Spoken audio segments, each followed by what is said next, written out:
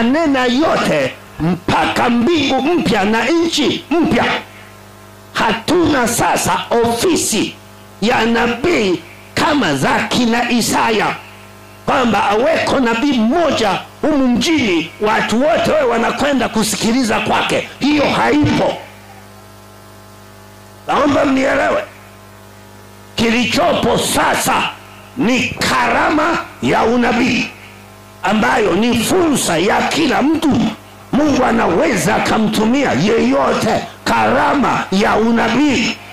Sio mtu mmoja aseme mimi ndio nabii, watu wote njoni niwatabirie. Kama mnavyoenda, mnafika hapo, anaanza kukuambia, naona pale nyumbani kwako upande wa kushoto wamechimbia madawa. Huyo ni mwaguzi ina miguuni. Huyu ni mganga.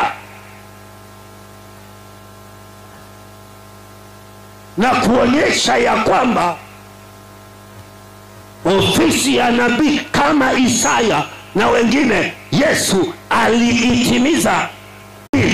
Walio na Mungu kwa jina la Yesu watatenda, lakini shetani pia atatenda, manabii wa uongo pia watatenda, na mpinga Kristo kupitia.